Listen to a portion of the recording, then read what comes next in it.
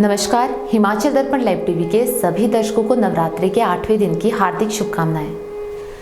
आज हम बात करेंगे नवरात्रि के 8वें दिन के महत्व तथा उससे जुड़ी कहानी के बारे में। अमोघ फलदायिनी है माह महागौरी, श्वेते वृषे सम्रारुणा, श्वेतांबर धरा शुचि महागौरी शुभम दधान महादेव प्रमोदया। नवरात्रि में 8वें दिन महागौरी शक्ति की पूजा की जाती है।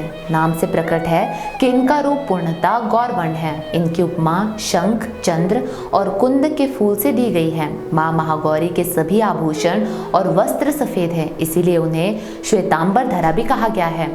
अष्टवर्षा भवेद गौरी यानी माँ महागौरी की आयु 8 साल की मानी गई है। पौराणिक कथाओं के अनुसार भगवान शिव को पति रूप में पाने के लिए देवी ने कठोर तपस्या की थी, जिससे इनका शरीर काला पड़ गया। देवी की तपस्या से प्रसन्न होकर भगवान शिव ने इन्हें स्वीकार किया और इनके शरीर को गंगा जल से धोते गए, जिससे देवी पुनः विद्युत के समान अत्यंत कांतिमान गौरवर्ण की हो गई, जिसकी वजह से इनका नाम गौरी पड़ा। माँ गौरी का ये रूप बेहद सरल, सुलभ और मोहक है। महागौरी की 4 भुजाएं हैं। इनका वाहन वृषभ है और इनके ऊपर के दाहिने हाथ में अभय मुद्रा और नीचे वाले दाहिने हाथ में त्रिशूल है। ऊपर वाले बाएं हाथ में डमरू और नीचे वाले बाएं हाथ में वर मुद्रा है। माना जाता है कि इनकी उपासना से भक्तों के सभी कष्ट दूर हो जाते हैं। महाअष्टमी को महादुर्गाष्टमी के नाम से भी जाना जाता है, जो कि दुर्गा पूजा का दूसरा दिन होता है और सबसे महत्वपूर्ण दिन भी।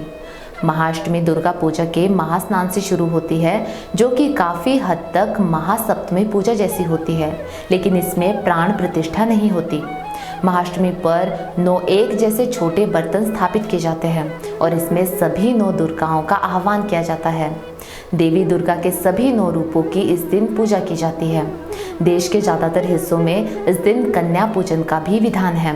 छोटी बच्चियों की देवी का स्वरूप मानकर उनकी पूजा की जाती है और उन्हें भेंट भी दी जाती है। इस खास दिन को दुर्गा अष्टमी के रूप में भी मनाया जाता है। इस दिन माँ से अपने शत्रुओं पर नियंत्रण करने के लिए विशेष प्रार्थना की जाती है।